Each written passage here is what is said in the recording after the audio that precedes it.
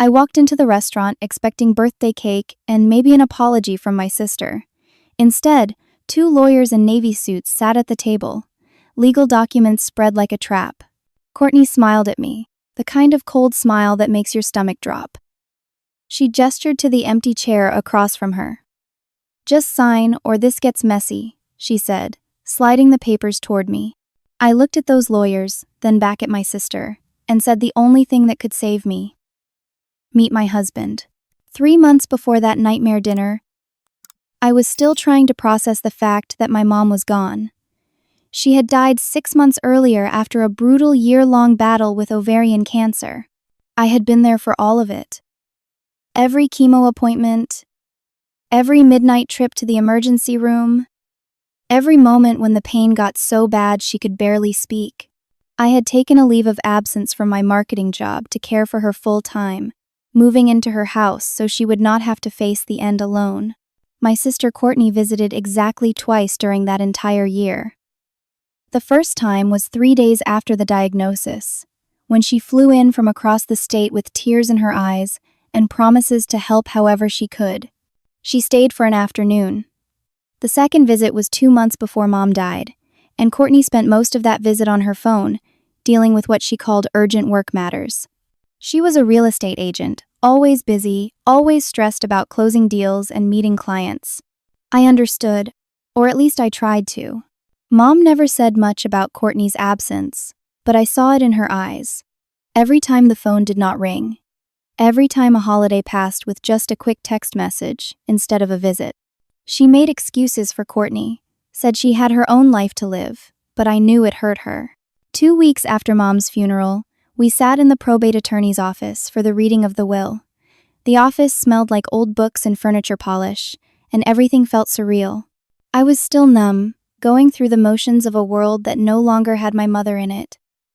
Courtney sat beside me, dressed in a black pantsuit, her face appropriately somber. The attorney, a man named Richard with kind eyes and gray hair, opened the documents and began to read. Mom had left me the house, which was worth about $450,000, according to the most recent appraisal. She also left me her savings account, which contained $120,000. To Courtney, she left $50,000 in cash and her car, a 3-year-old sedan in excellent condition. I felt Courtney stiffen beside me. The attorney continued, pulling out a sealed letter that Mom had written and asked him to read aloud. My throat tightened as I heard my mother's words, even though they came from Richard's voice. The letter explained everything. Mom wrote that she had watched me sacrifice my career, my time, and my own well-being to care for her. She wrote that those months had shown her who was truly there when it mattered. She wrote that Courtney had made her choices. And while she loved both her daughters equally, she believed in acknowledging sacrifice and devotion. The money was meant to help me rebuild the life I had put on hold. She hoped Courtney would understand. When Richard finished reading, the room was silent except for the hum of the air conditioning. I wiped tears from my face. Missing my mom so intensely it felt like a physical wound. Courtney stood up, her chair scraping against the floor. "I am sorry," she said quietly. "I should have been there more. Mom was right." She left the office, and I thought that was the end of it. I thought she understood. I was so wrong. 2 weeks later, Courtney called me with the kind of excitement I had not heard from her in years. She was engaged. His name was Brandon, and he was a financial advisor she had been dating for 8 months. I was genuinely happy for her. After everything, after the funeral and the sadness, it felt good to have something positive to focus on. We met for lunch at a cafe downtown, and Courtney showed me her ring, a beautiful princess-cut diamond that caught the light. She told me about the proposal, how Brandon had planned this elaborate surprise at their favorite restaurant. Then she started talking about the wedding.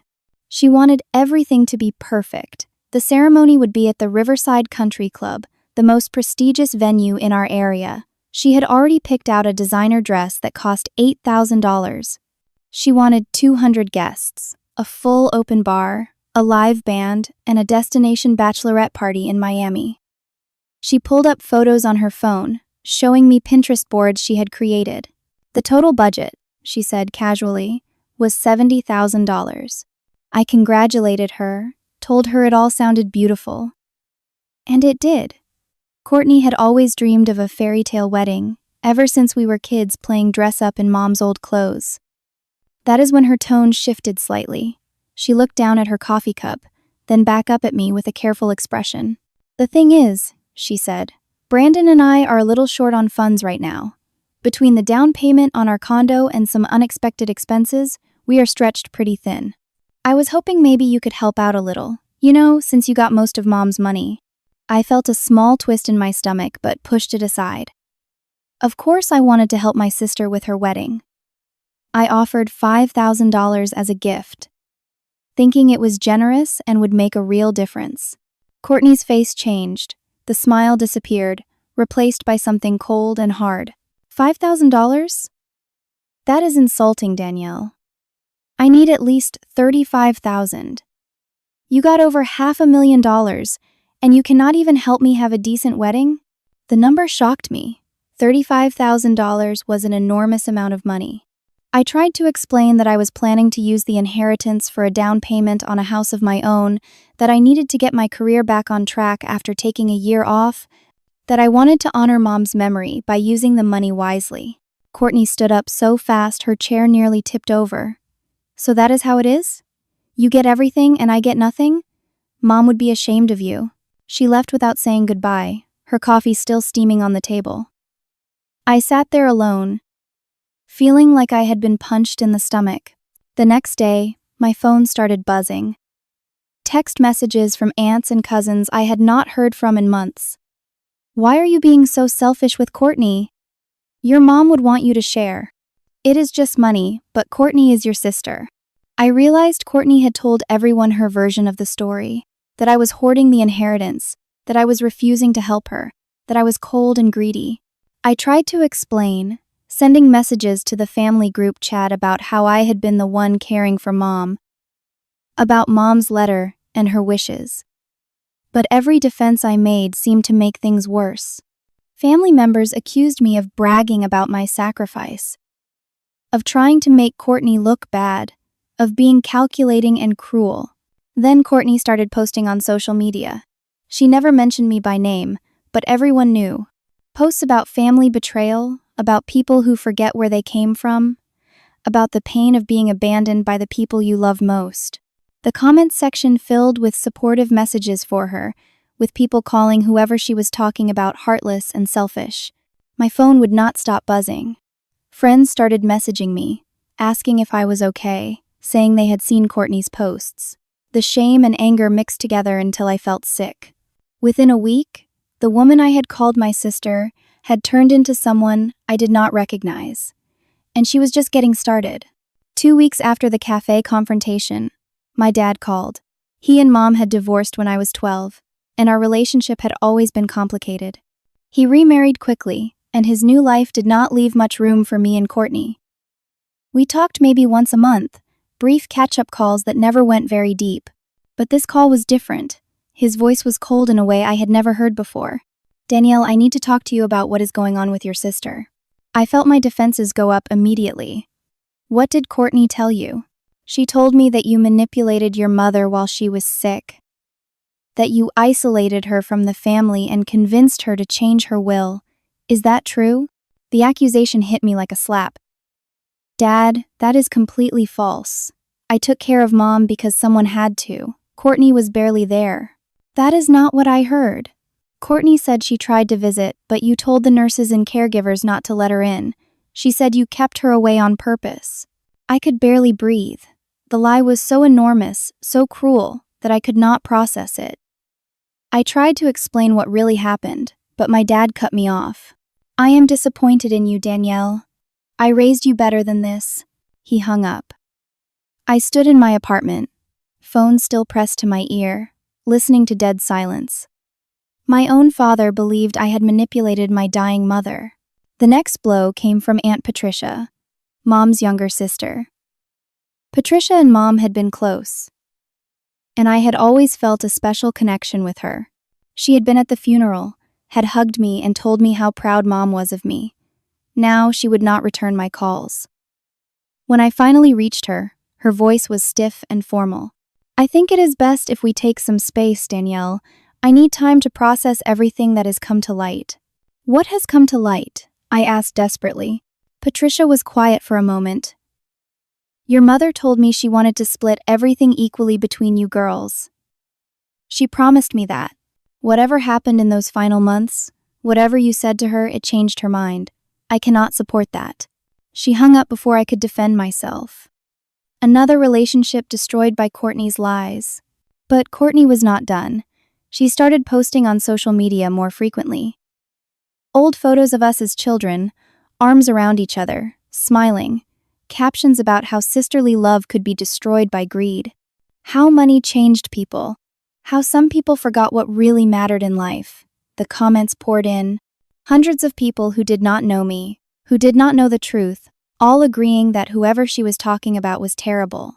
Some comments even said I should be investigated, that what I did sounded like elder abuse. My friends started asking questions. Careful, probing questions about what was really going on. I showed some of them Mom's letter, the one explaining her decision. But Courtney had an answer for that too. She started telling people that I had either forged the letter or pressured Mom into writing it while she was on pain medication. I pulled out bank statements showing the thousands of dollars I had spent on Mom's medical care, on groceries and prescriptions and home health aides when insurance would not cover enough. Courtney told people that I was just trying to justify stealing. That of course I had receipts. I had been planning this for a long time. Every piece of evidence I provided got twisted into further proof of my guilt. I felt like I was drowning, and no matter how hard I swam, the water kept rising. 3 weeks after the cafe meeting, Courtney asked me to meet her for coffee. She said she wanted to work things out, that all this fighting was tearing her apart. I was exhausted and desperate for peace, so I agreed. I should have known better. I arrived at the coffee shop to find Courtney sitting at a corner table. But she was not alone. Brandon was there, along with 2 of Courtney's friends, women I had met a few times at family gatherings. They all stared at me as I approached. "Sit down," Courtney said. It was not a request. I sat, feeling ambushed and trapped. The coffee shop was crowded with the afternoon rush, people working on laptops and chatting at nearby tables. Brandon leaned forward. "You need to do the right thing here, Danielle. Courtney deserves half of that inheritance, and you know it." I tried to stay calm. Mom made her decision. She had her reasons. One of Courtney's friends, a woman named Jessica, shook her head. "You basically stole from your own sister. That is what this is." The other friend chimed in. "If you had any decency, you would split it equally. That is what families do." I felt heat rising in my face. I wanted to scream at them that they did not know anything, that they had not been there, that they had no right to judge me. But I kept my voice level. "I am not discussing this anymore. Mom's will is final." Courtney's eyes filled with tears. Real tears, streaming down her face. "You are really going to do this to me? Your own sister?" "I have no one else, Danielle. Mom is gone, Dad barely talks to us, and now you are taking everything?" Brandon put his arm around her. "You are a thief," he said to me. His voice was loud enough that people at nearby tables turned to look. "You took advantage of a dying woman, and you should be ashamed." I stood up, my chair scraping loudly. "I am leaving." As I walked toward the door, I heard Courtney sob loudly behind me. "She is abandoning me. Just like always. Just like she has always abandoned me." People were staring. I could feel their judgment, their eyes following me as I pushed through the door and out onto the sidewalk. My hands were shaking so badly I could barely unlock my car. 2 days later, I was tagged in a video on social media. Someone had recorded the coffee shop confrontation on their phone. The video started with Brandon calling me a thief, then showed me standing up to leave while Courtney cried. The caption read, "Woman refuses to help sister after stealing inheritance. Watch her walk away without even caring." The video had been edited to remove all context, to make me look like the villain. It had been shared 300 times. The comments were vicious. People I did not know calling me names, saying I deserved to be alone, saying karma would get me. I wanted to delete all my social media accounts and disappear. That is when the letter arrived. It came by certified mail, requiring my signature. Inside was a formal demand from an attorney representing Courtney Mitchell. Wait, I cannot use Mitchell as a last name. Let me fix that. Inside was a formal demand from an attorney representing Courtney Reynolds, my sister's married name from a previous brief marriage she had gotten annulled. The letter demanded that I turn over $285,000, exactly half of the total inheritance. It accused me of exerting undue influence over Mom's will. It claimed to have witnesses who would testify that I had manipulated Mom, isolated her, and coerced her into changing her estate plans. It gave me 14 days to comply before they filed a lawsuit. I sat on my couch, the letter trembling in my hands, and realized I was in serious trouble. Even if the accusations were lies, defending myself in court would cost tens of thousands of dollars.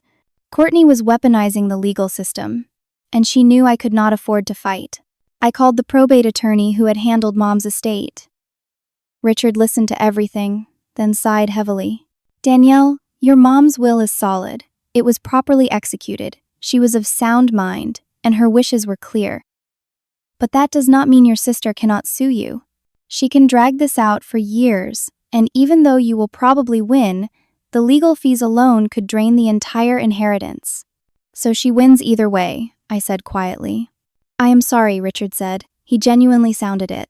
That night, I sat in the apartment I had rented after leaving Mom's house, the apartment I could barely afford, and cried until I had no tears left. My sister had become my enemy. My family had turned against me, and I was running out of options. But I did not know that things were about to get so much worse.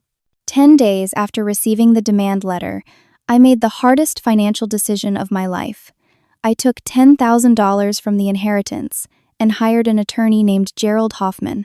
He was in his late 50s, with wire-rimmed glasses and a reputation for handling messy family disputes. His office was small but organized, and he listened to my entire story without interrupting. When I finished, he leaned back in his chair and studied me. Your mother's will is ironclad. The problem is not whether you will win. The problem is how much it will cost you to win. How much are we talking about? If your sister is serious about this, and it sounds like she is, you could be looking at $50,000 to $70,000 in legal fees. Maybe more if it drags on. Even if you win every single motion, even if the judge calls her case frivolous, you still have to pay me to defend you. I felt sick. So she can just bankrupt me with legal fees, even if she has no case? Gerald nodded slowly. That is the unfortunate reality of civil litigation. The process is the punishment. Over the next week, Courtney's attorney sent over additional documents. 3 sworn affidavits from people willing to testify against me. The first was from a home health aide named Margaret, who had worked with Mom for a few weeks. Margaret claimed that I had explicitly told her to turn Courtney away if she came to visit, that I did not want Courtney interfering with Mom's care. It was a lie. I had never said anything of the kind. Margaret had been fired after we caught her stealing pain medication, and apparently she held a grudge. The second affidavit was from a neighbor, an elderly man named Mr. Paulson, who lived 3 houses down from Mom. He claimed he had heard me and Mom arguing about the will through an open window one summer evening. He said he heard me pressuring Mom to leave everything to me. Another lie. Mr. Paulson was half-deaf and barely left his house. There was no way he could have heard a conversation from that distance. And besides, Mom and I never argued about the will. We never discussed it at all until after she had already made her decisions with her attorney.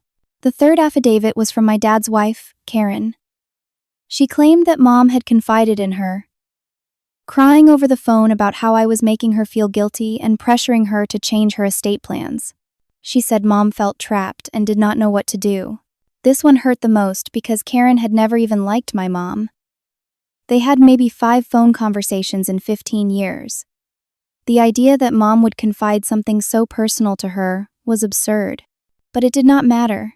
Karen was willing to lie for Courtney, probably because my dad asked her to. Gerald read through the affidavits and shook his head. These are weak, easily challenged, but they complicate things. Even if they are lies, disproving them in court takes time and money. Depositions, cross-examinations, expert testimony. Your sister's attorney knows this. So what do? We fight. We show that these people have motives to lie or could not possibly know what they claim to know. But I will not lie to you, Danielle. This is going to be expensive and exhausting. I left his office feeling defeated. That night, I looked at my bank account and did the math. The inheritance that was supposed to secure my future was disappearing fast. I had already spent the $10,000 on Gerald's retainer. I needed another $15,000 in repairs on Mom's house before I could sell it. The real estate market had slowed down, and the sale kept getting delayed.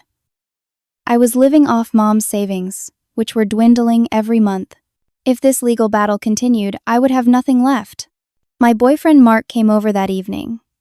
We had been together for 2 years, and he had been my rock through Mom's illness and death. He was a high school history teacher with a steady but modest income. He made $48,000 a year, which was enough for him but not enough to support both of us through a prolonged legal fight. We sat on my couch, and I broke down.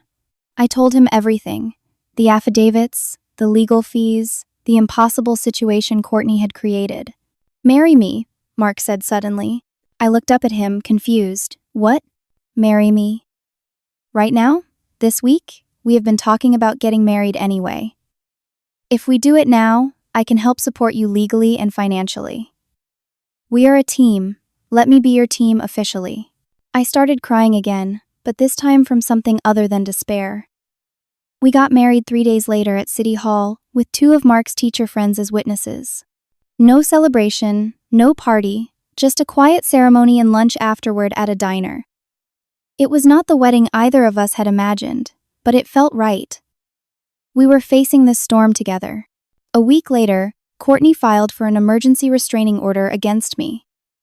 She claimed I had threatened her during the restaurant confrontation, pointing to the edited video as evidence. The hearing was scheduled for 2 weeks out. If the judge granted the order, I would be legally barred from coming within 300 feet of my own sister. It would make me look guilty in the inheritance case. It would poison the well even further. Gerald assured me the restraining order would not be granted. But it did not matter. The damage was already done. Courtney was creating a paper trail that painted me as dangerous and unstable. Mark suggested we fight fire with fire. We needed proof that Courtney was lying. We needed to investigate her the way she was investigating me. I felt uncomfortable with the idea at first. It felt like stooping to her level, but Mark was right. We could not just play defense. We needed ammunition. Mark had a friend from college named Tony who worked as a private investigator. Tony owed Mark a favor from years ago, something about Mark tutoring his sister through high school algebra. Tony agreed to look into Courtney's background and current activities, asking only that we cover his expenses. While Tony worked, I started going through every document I had from Mom's final year. Medical records, bills, visitor logs from the hospice. I was looking for anything that could counter the lies Courtney was spreading. That is when I found them. The hospice visitor logs, detailed records of every single person who came to see Mom during her last 3 months of life. The nurses had kept meticulous notes, recording not just names and times, but sometimes brief observations about the visits. I read through them with my heart pounding. The logs showed that Courtney had visited exactly 3 times in those final 3 months. The first visit lasted 42 minutes. The second lasted 37 minutes. The third, just 6 days before Mom died, lasted only 23 minutes. The nurses noted that Courtney spent most of the third visit on her phone in the hallway. By contrast, I was there almost every single day, sometimes for 10 or 12 hours at a stretch. But it was the nurses' notes that really broke my heart. One entry from a nurse named Sandra, written 5 weeks before Mom died. Patient expressed sadness that daughter Courtney has not called in over 2 weeks. Patient trying to be understanding but clearly hurt by the lack of contact. Patient grateful for Danielle's constant presence and care. Another note, from 3 weeks before the end, patient asked if we had heard from Courtney. Patient seems to have given up expecting visits. Patient told me Danielle is her rock and she does not know what she would have done without her. I sat at my kitchen table reading these notes and sobbing. This was proof. documented, contemporaneous proof that Courtney had abandoned Mom and that I had been there. But when I showed them to Gerald, he was cautious. These are helpful, but they might not be admissible in the will contest. Medical records have privacy protections. And even if we get them admitted, Courtney can argue that she wanted to visit more, but you prevented her. But they are lies, I said. These notes prove her allegations are lies. I know, Gerald said gently. But the legal system does not always work the way it should. The restraining order hearing came 2 weeks later. We all gathered in a small courtroom. Courtney sat with her attorney, a sharp-looking woman in her 40s, named Jennifer Walsh. Brandon sat behind her for support. On my side were Mark and Gerald. Courtney took the stand and testified that I had been hostile and threatening toward her for months. She showed the edited video from the restaurant. She cried and said she was afraid of me, that I had made vague threats about ruining her life. When it was my turn, Gerald asked me careful questions that allowed me to explain the context. I described how Courtney had ambushed me with her friends, how Brandon had called me a thief in public, how the video was edited to remove that context. I explained that I had simply left the situation, not threatened anyone. The judge, a tired-looking woman in her 60s, listened to both sides and seemed skeptical of everyone. In the end, she denied the restraining order but issued a stern warning to both of us to stay away from each other and let our attorneys handle communications. It was a small victory, but it felt hollow. Courtney smiled at me as we left the courtroom. She knew she was winning the war of attrition. Every hearing, every filing, every legal maneuver cost me money I could not afford to spend. 3 days after the hearing, Tony called with his preliminary findings. What he told me changed everything. Tony met with Mark and me at a coffee shop across town. Somewhere we would not run into anyone we knew. He spread photos and documents across the table, and I felt my stomach twist as I looked at them. Your sister is in serious financial trouble, Tony said. She has $93,000 in credit card debt across 7 different cards. Most of them are maxed out. Her real estate career is not going well. She has only closed 2 deals in the past 8 months, both small ones. She is barely making enough in commissions to cover her rent. That explained the desperation, but it did not make me feel better. Courtney was drowning, and she saw my inheritance as her life raft. There is more, Tony said. He slid another set of photos across the table. These showed Courtney with a man who was not Brandon. They were holding hands, kissing outside a hotel. The photos were time-stamped from 3 weeks ago. Who is that? I asked. His name is Derek Patterson. He owns 3 car dealerships in the area. Married, 2 kids. He and Courtney have been seeing each other for at least a year, maybe longer. I talked to some people who know him. He has money. A lot of money. Mark leaned forward, studying the photos. So Courtney is cheating on her fiancé? Tony nodded, but it gets more interesting. I checked Derek's financial records, the public ones anyway. He has been making regular large purchases that do not match his usual pattern. High-end jewelry, expensive dinners at restaurants his wife does not go to, hotel rooms in the city. I would bet money he has been supporting Courtney financially. So the $70,000 wedding, I said slowly, is not just about marrying Brandon. It is about impressing Derek. Tony pointed to another photo, this one showing Derek, Courtney, and several well-dressed people at what looked like a charity gala. Derek runs in wealthy circles, old money families, country club types. If Courtney wants to be part of that world, she needs to look the part. A big, expensive wedding at the Riverside Country Club would be her debut into that social scene. I felt sick. My sister was not just desperate, she was scheming. The wedding was not about love. It was about positioning herself to eventually land Derek once he left his wife. Does Brandon know? Mark asked. Tony shook his head. Not that I can tell. He seems like a genuinely decent guy who has no idea what he is getting into. I looked at the photos for a long time. This was leverage. If I threatened to expose Courtney's affair, she might back off. But using it meant destroying her engagement and potentially her chance at the future she wanted. Despite everything she had done to me, I still felt a twist of reluctance. We hold on to this, I said finally. We do not use it unless we absolutely have to. Mark looked at me like I was crazy. Danielle, She has been trying to destroy your life for months.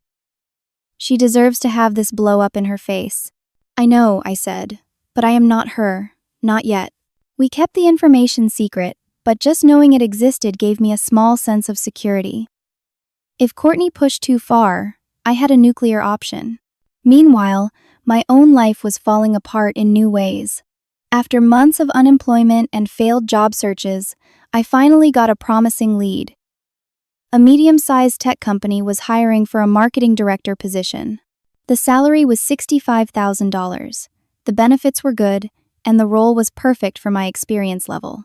I submitted my application and got called for an interview within days. The interview went well. The hiring manager, a man named Robert Sullivan, seemed impressed with my portfolio and experience. He asked thoughtful questions about my gap in employment, and I explained honestly about caring for my mother during her illness. He was sympathetic and respectful. 3 days later, Robert called to offer me the job. I accepted immediately, feeling like I could finally breathe again. I would start in 2 weeks. It was enough time to get my affairs in order and prepare to re-enter the working world. I celebrated that night with Mark, allowing myself to feel hopeful for the first time in months. Things were going to be okay. I would have income again. I could afford the legal fees. Courtney's plan to drain me dry would fail, but I should have known better than to hope. Through a mutual friend who did not know about our fight, Courtney learned about my new job. She knew someone who knew Robert Sullivan socially. Small city connections. Within a day, she had all the information she needed. The first attack came via email. Robert received an anonymous message at his work address. The email claimed that I was under investigation for elder abuse. It said I had manipulated my dying mother and was currently being sued for financial exploitation. It included links to some of Courtney's social media posts, carefully chosen ones that made me look bad without revealing they were from my sister. The email suggested that Robert might want to look into my background before it was too late, before I brought scandal to his company. Robert called me, his voice cautious. "Danielle, I received some concerning information about you. Can you explain what is going on?" My heart sank, but I tried to stay calm. I explained the situation as clearly as I could. I told him about my mother's will, about Courtney's lawsuit, about the false allegations. I even sent him copies of Mom's letter and the will itself. Robert listened and seemed satisfied. "Okay," he said. "I appreciate your honesty. Family disputes can get messy. The job is still yours. I will see you in 2 weeks." I thought I had dodged the bullet. I was wrong. 1 week before my start date, Robert received a phone call. The caller identified herself as an investigator from County Adult Protective Services. She said there was an active investigation into Danielle Morrison for financial exploitation of a vulnerable adult. She could not discuss details due to confidentiality, but she strongly recommended that employers be aware. She gave him a fake case number and suggested he verify it with the county. The caller was not from Adult Protective Services. It was Courtney, using a burner phone and a fake name. But Robert had no way to know that. He called me again. This time his voice was stiff and formal. "Danielle, I am sorry, but I have to rescind the job offer. We cannot take on the liability risk of an active APS investigation. I hope you understand." I tried to explain that there was no investigation, that someone was lying to him, but he had already made his decision. The fear of legal liability was too strong. He wished me luck and hung up. I sat on my couch in stunned silence, the phone still in my hand. Then I started crying, deep, wrenching sobs that came from somewhere I could not control. Mark held me while I fell apart. Courtney had taken my job. She had reached into my life and destroyed my chance at rebuilding, and I had no way to prove she had done it. The financial situation became critical. Legal fees had consumed $25,000 of the inheritance. The house still had not sold, and I needed to invest another $15,000 in repairs to make it marketable. Mom's savings were running dangerously low. Mark's teacher salary barely covered our apartment rent and basic expenses. We were drowning. I started having panic attacks. Waking up in the middle of the night, unable to breathe, convinced that we would lose everything. Mark suggested I see a therapist, but we could not afford it. We could barely afford groceries. That is when Courtney made her move. She called me, her voice sweet and reasonable. Danielle, I have been thinking about everything. This has gone too far. We are family.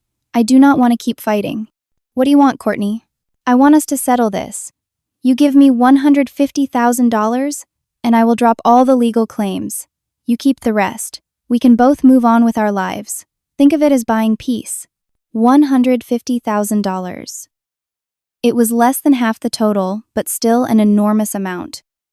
Enough to cripple me financially, but not completely destroy me. Think about it, Courtney continued. You can fight me for years, spend all your money on lawyers, and maybe win. Or you can give me this amount, end it now, and still have enough left to start fresh. It is the smart choice. I will think about it, I said, because I did not know what else to say. That night, Mark and I talked for hours.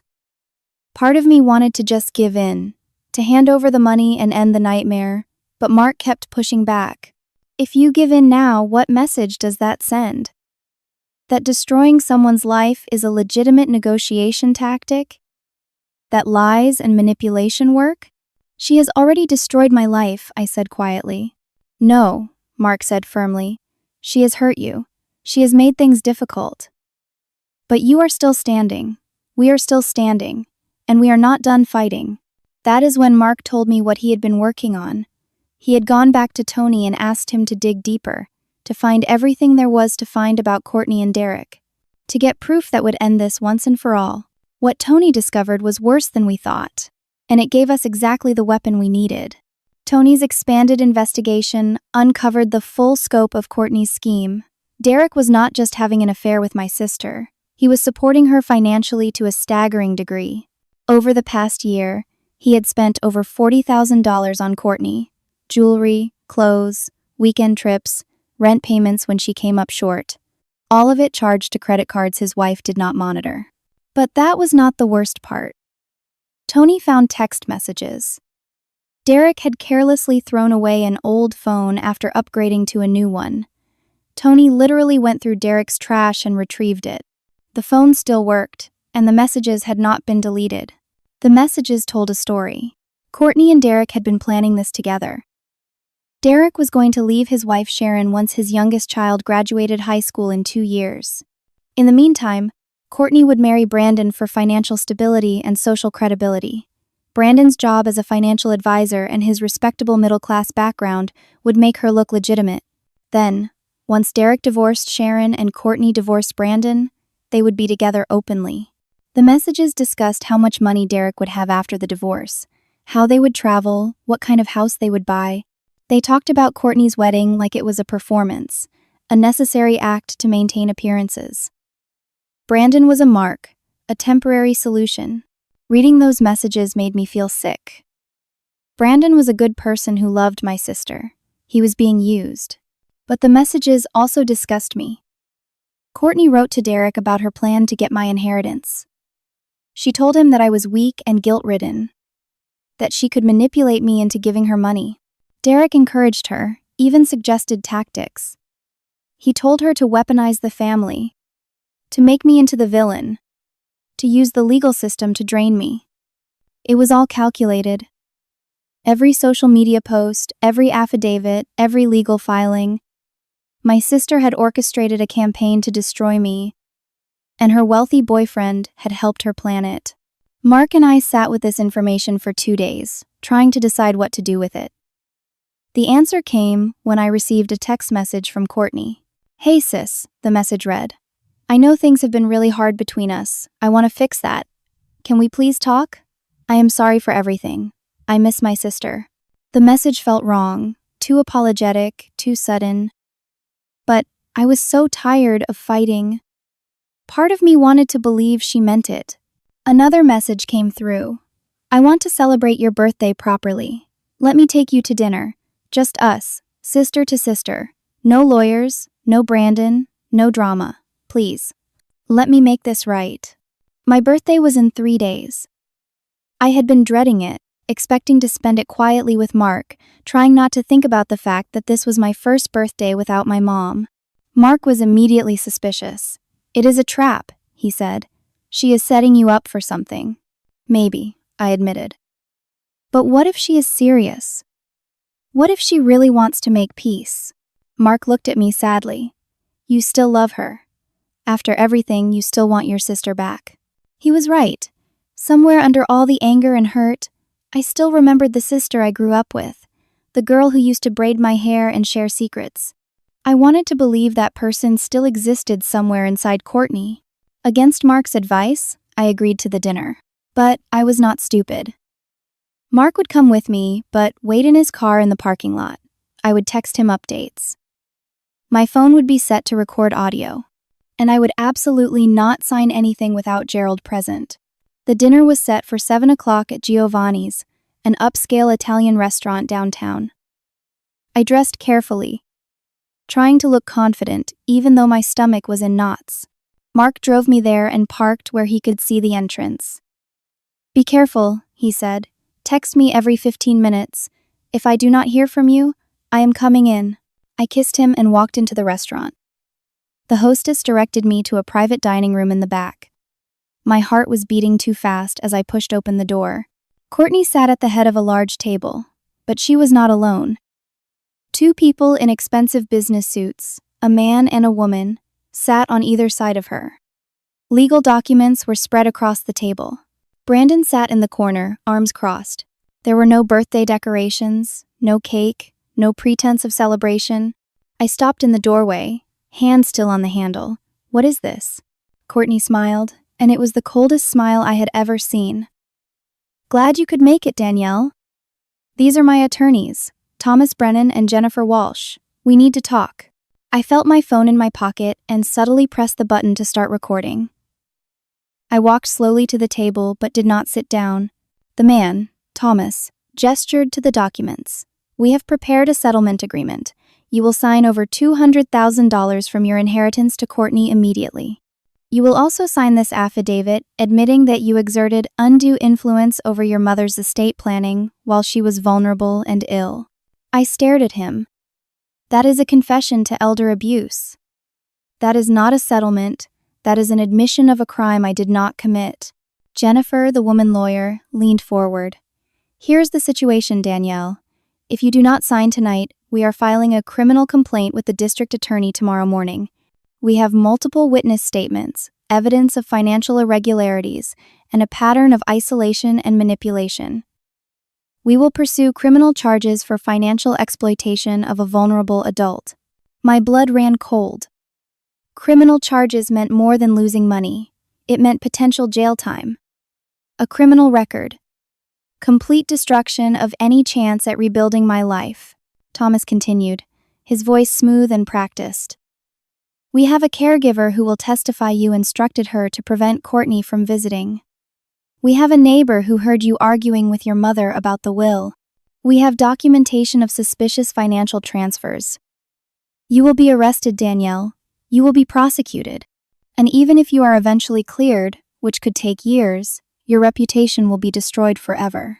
This was insane. All of it was lies. But I understood the threat. Even false criminal charges would devastate me. The arrest alone would be public record. I would never work again.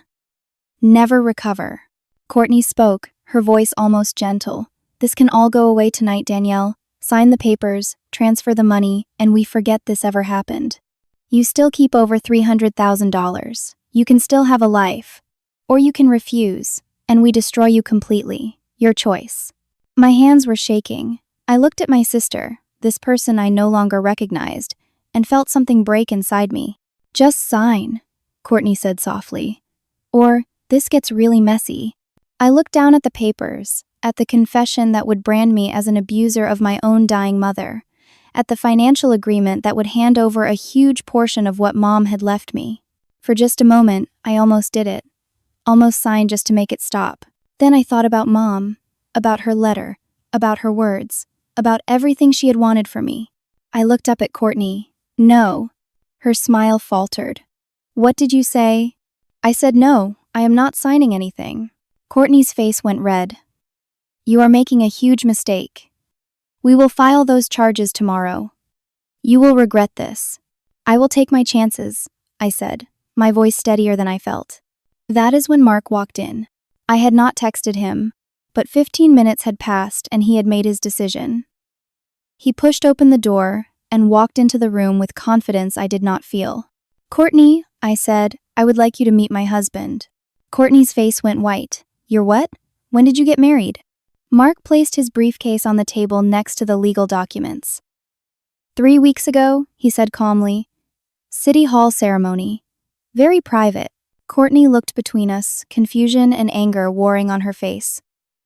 I do not care if you got married. This does not change anything. This does not change anything. Mark smiled. Actually, it changes everything. He opened his briefcase and pulled out a thick folder. He placed it on the table, and I saw the top document. It was a photo of Courtney and Derek kissing outside a hotel. The date stamp was clearly visible. Courtney's face went from white to gray. Where did you get that? Mark methodically laid out more photos. Courtney and Derek at restaurants. Getting out of his car. Walking into hotels. Each photo time stamped, dated, documented. We know about Derek Patterson, Mark said. We know about the affair. We know he is married. We know he has been financially supporting you for over a year. Brandon stood up from his corner, his face confused and hurt. What is he talking about, Courtney? Courtney's mouth opened and closed, but no sound came out. Mark pulled out more documents. Text message transcripts, obtained legally from Derek's discarded phone, credit card statements showing Derek's purchases for Courtney, hotel receipts, a calendar showing Derek is still living with his wife and children. Mark looked at Courtney. We know this wedding is not about love. We know you are using Brandon. We know Derek promised to leave his wife in 2 years, and you are just killing time until then. Brandon stepped forward and grabbed one of the photos. He stared at it, his face crumbling. This was last month. You told me you were at a conference. Courtney reached for him. Baby, I can explain. This is not what it looks like. Danielle is just trying to hurt me, trying to make me look bad. Brandon looked at more photos.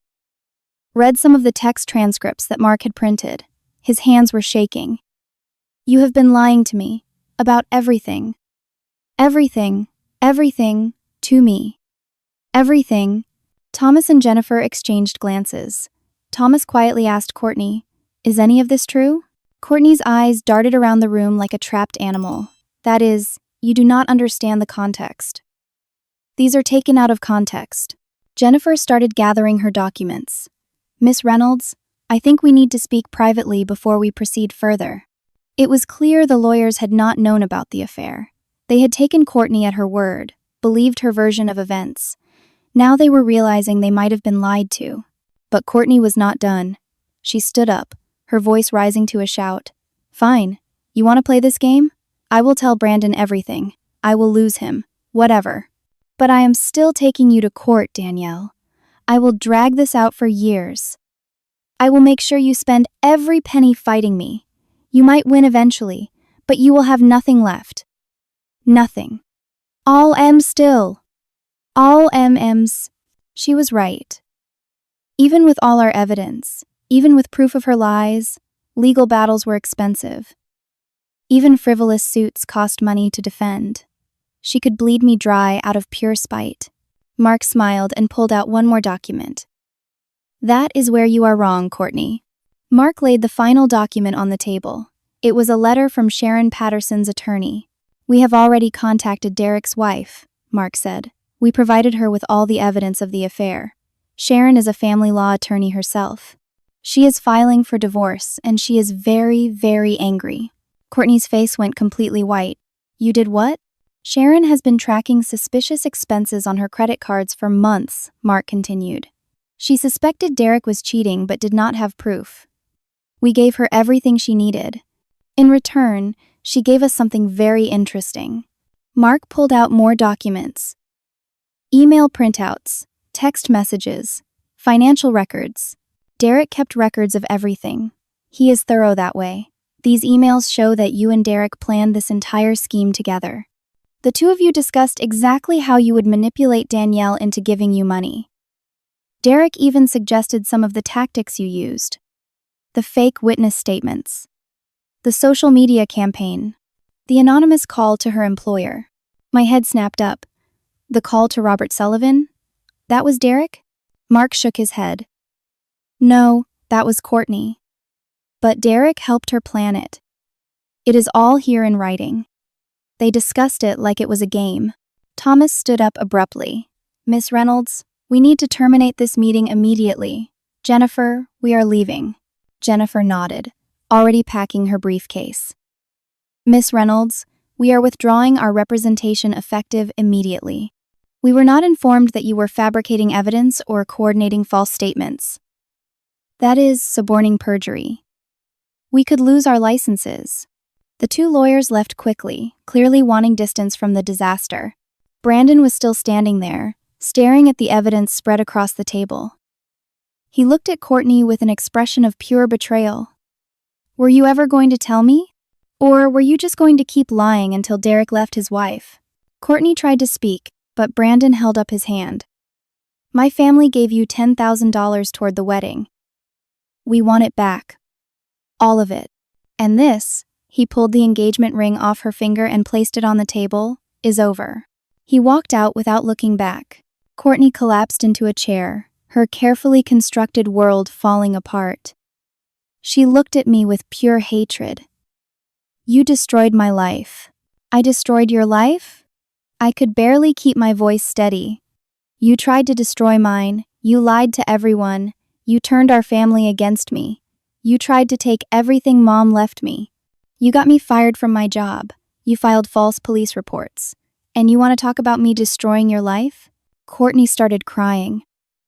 Not the delicate tears she used for manipulation, but ugly, desperate sobs. I needed that money, Danielle. I am drowning in debt. I am losing everything. Derek promised to help me, and now Sharon is going to take him for everything he has. Brandon is gone. I have nothing. You did this to yourself, I said quietly. Mark pulled out one more set of documents. These are the medical records from Mom's hospice care. The visitor logs, the nurse's notes, they document everything, Courtney. How often you visited, how often I was there. What Mom said about both of us.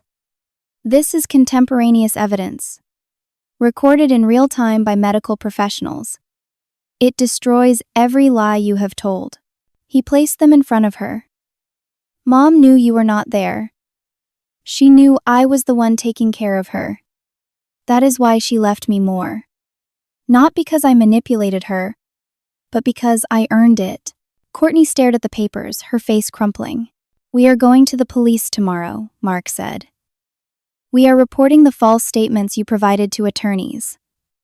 The fake phone call you made to Robert Sullivan, pretending to be from Adult Protective Services. The false police report about stolen jewelry. That is all criminal behavior, Courtney. You could face charges. Courtney looked up, terror in her eyes. Please do not. Please. I will drop everything. I will sign a release giving up all claims to the inheritance. I will stop. Just please do not press charges. I looked at my sister, broken and desperate, and felt something twist inside me. Part of me wanted to watch her face consequences for everything she had done, but another part, the part that still remembered braiding her hair when we were kids, just felt sad. We will think about it, I said finally. The next morning, everything began to unravel for Courtney. Her carefully constructed lies could not survive the weight of evidence we had compiled. Mark and I met with Gerald, along with Sharon Patterson and her attorney. We coordinated our approach. Sharon's divorce from Derek proceeded swiftly. She had evidence of adultery and financial misconduct. Derek's parents, who came from old money and valued reputation above all else, were horrified. They cut Derek off financially, which meant his promises to Courtney were worthless. He could not support her anymore. He could barely support himself with the divorce settlement Sharon was demanding. Within a week, Derek and Courtney's relationship imploded. He blamed her for destroying his marriage and his relationship with his parents. She blamed him for failing to protect her. They turned on each other, with the same viciousness they had once directed at me. Meanwhile, I made the Facebook Live video that changed everything. I sat in our apartment with Mark beside me and told the entire story. I was calm and factual.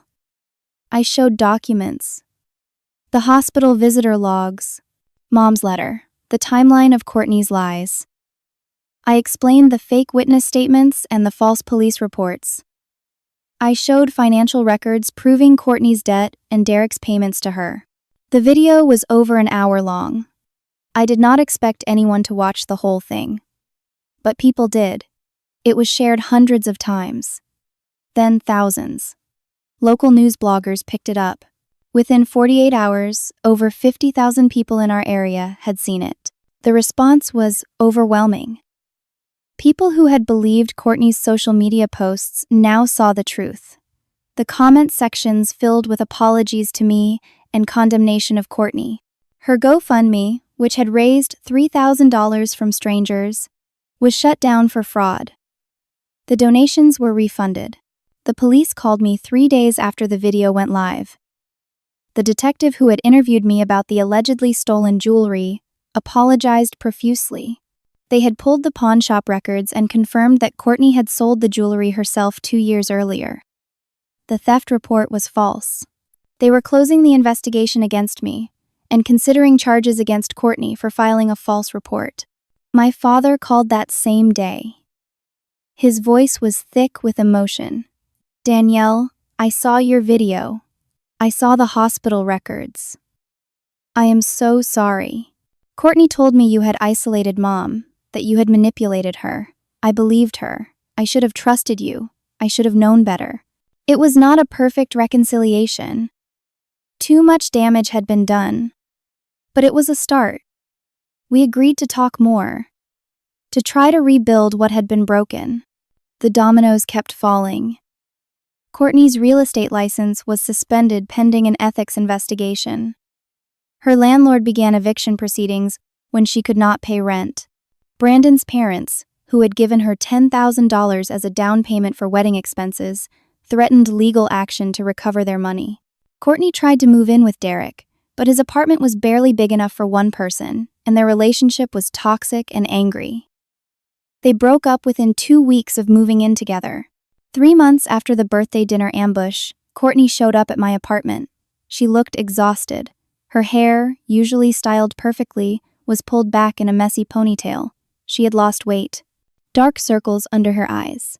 I almost did not let her in, but Mark nodded at me. "Hear what she has to say." Courtney sat on our couch and stared at her hands for a long time before speaking. "I do not know how to start," she said finally. "Nothing I say can fix what I did. I know that." I waited, not helping her. "I was drowning, Danielle. The debt, the pressure, the fear of losing everything.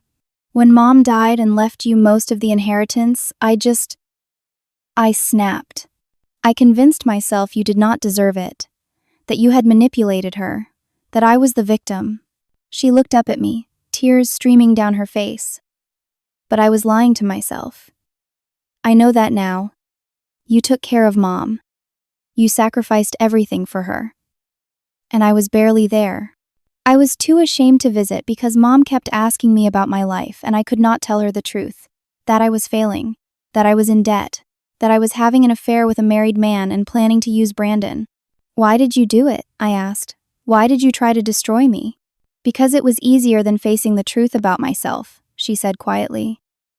"If I made you the villain, then I did not have to look at my own choices.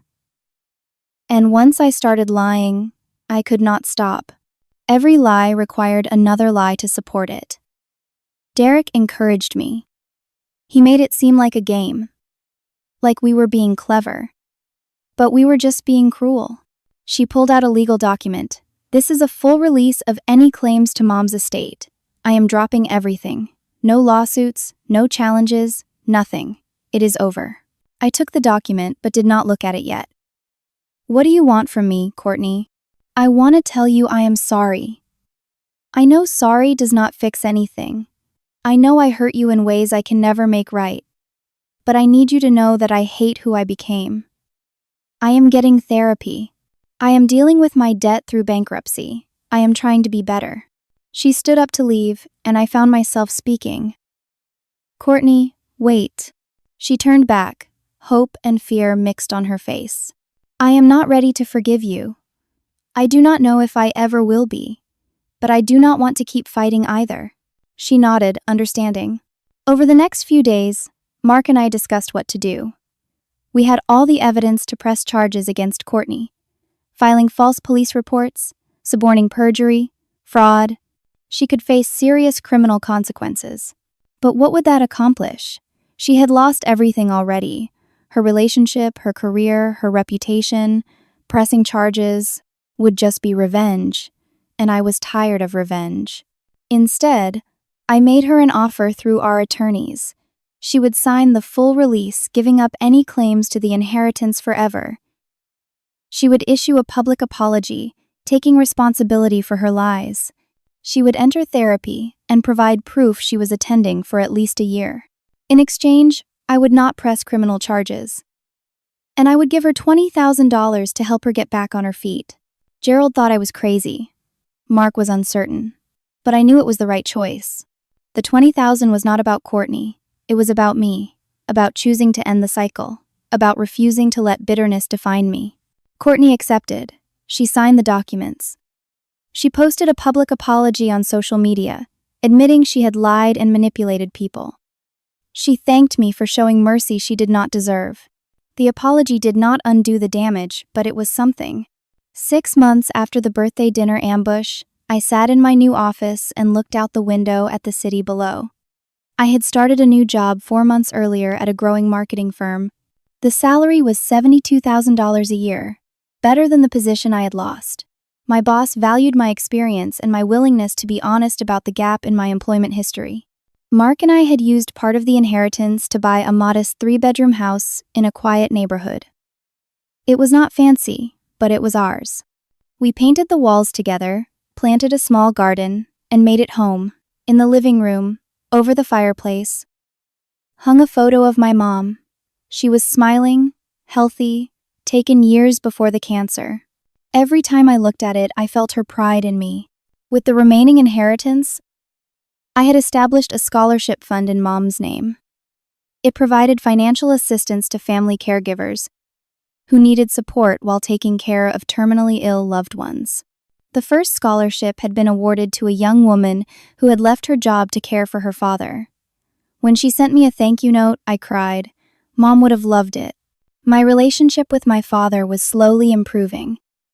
We talked on the phone every few weeks. He was trying, in his awkward way, to make up for believing Courtney's lies. It was not perfect, but it was progress. Courtney and I had not spoken since she signed the release 6 months ago. I knew through mutual acquaintances that she was working as a receptionist at a dental office while she rebuilt her life. She was still in therapy. She had declared bankruptcy and was slowly digging out from under her debt. Derek had moved to another state after his divorce, trying to escape the scandal. Brandon, I heard, was dating someone new and seemed happy. I thought about Courtney sometimes, about the sister she used to be and the enemy she became. I wondered if we would ever have any kind of relationship again. I did not know. Maybe someday. Maybe never. I had learned that you could love someone and still need to keep them at a distance. That family did not mean accepting abuse. The life lesson hit me one evening as Mark and I sat on our back porch, watching the sunset. We had been talking about everything that happened, processing it all even months later. You know what I learned from all of this? I said. Mark looked at me, waiting. Fighting back does not mean becoming cruel. Standing up for yourself is not the same as seeking revenge. For months, I thought I had to choose between being kind or being strong. But that was a false choice. Mark nodded. You were both. You fought back, but you did not let it poison you. I thought about Mom, about her final letter. She had wanted me to know my worth, to never let anyone make me feel small. She had given me the inheritance not just as money, but as a message. That sacrifice mattered. That devotion had value. That I deserved to be taken care of the way I had taken care of her. Courtney had tried to take that from me. She had tried to rewrite history, to paint my love and sacrifice as manipulation. And for a while, she almost succeeded. The lies almost became the truth simply through repetition and volume. But truth has a weight that lies do not. It might take longer to reveal itself, but once it does, it is unshakable. I learned that you can be compassionate without being a doormat, that mercy is not weakness. When I gave Courtney that $20,000, people thought I was being foolish, that she did not deserve it. And maybe they were right, but I did not do it for her. I did it for me, because I refused to let her turn me into someone bitter and vengeful. Because I wanted to honor Mom's memory by being the kind of person who could choose grace even when it was not owed. That did not mean forgetting what happened. It did not mean pretending we could go back to being close sisters. Some relationships, once broken, can never be fully repaired, and that is okay. I could acknowledge the good memories we had while also accepting that the person she had become was not someone I could trust. I learned that setting boundaries was not cruel. That sometimes the most loving thing you can do is refuse to enable someone's destructive behavior. By not giving Courtney the inheritance money when she first demanded it, by refusing to reward her manipulation, I forced her to face consequences. Those consequences ultimately led her to therapy, to bankruptcy, to rebuilding her life on an honest foundation. If I had just handed over the money, I would have enabled her to continue the pattern. Mark reached over and took my hand. "Your mom would be proud of you." I hoped so. I thought about her final words to me, spoken in a whisper just days before she died. "Do not let anyone make you small, baby girl. You are stronger than you know." She was right. I was stronger than I knew. Strong enough to fight, strong enough to forgive, even when forgiveness was not deserved. Strong enough to choose peace over revenge. The house we bought was not as big as Mom's old house, but it was filled with love. Mark and I were planning for our future, talking about kids someday, about careers and dreams, about building a life that honored the sacrifices Mom had made. I still missed her every single day. There were moments when something would happen, and I would reach for my phone to call her before remembering she was gone. Holidays were hard. Her birthday was impossible, but I carried her with me in the choices I made and the person I was becoming. Looking back at everything that happened, I realized the greatest gift Mom had given me was not the money. It was the lesson embedded in her decision. She had taught me to value myself, to recognize that my time and love and sacrifice had worth.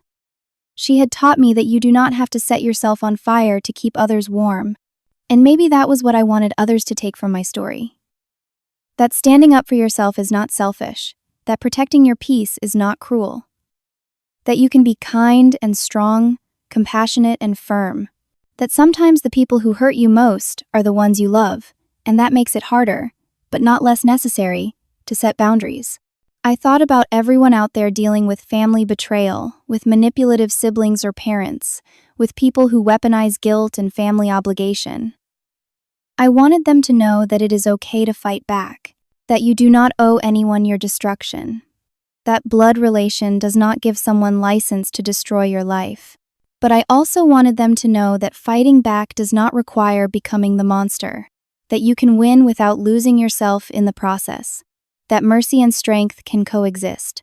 As the sun set over our little house, Mark and I sat in comfortable silence. The nightmare was over, the battle was won. Not through cruelty or revenge, but through truth and persistence, and the refusal to accept someone else's false narrative. Mom's love had been the foundation I stood on when everything else was crumbling, and now I got to carry that love forward, building a life she would have been proud of. I was free from Courtney's manipulation, free from the lies, free from the fear that had consumed me for months, and that freedom was worth more than any inheritance could ever be. So here's my question for all of you listening to this story. Have you ever had to stand up to someone you love? Have you faced betrayal from family and struggled with whether to fight back or walk away? How did you find the strength to protect yourself while staying true to who you are? I would love to hear your stories and thoughts in the comments below. Your experiences might help someone else who is going through something similar. If this story resonated with you, Please consider liking this video and subscribing to the channel. Sharing stories like these helps create a community where people feel less alone in their struggles. And if you know someone who might need to hear this message about standing up for yourself and choosing your own peace, please share it with them. Thank you so much for listening to my story. I know it was long and difficult in places, but I hope it gave you something valuable. Whether you are facing a similar situation or just needed a reminder that you are stronger than you think, I hope you take care of yourself. You deserve peace. You deserve respect. And you deserve to protect the life you have built, even when others try to tear it down. Take care of yourselves out there. Honor the people who loved you. Stand up for what is right. And never, ever let anyone make you feel small. Thank you for being here.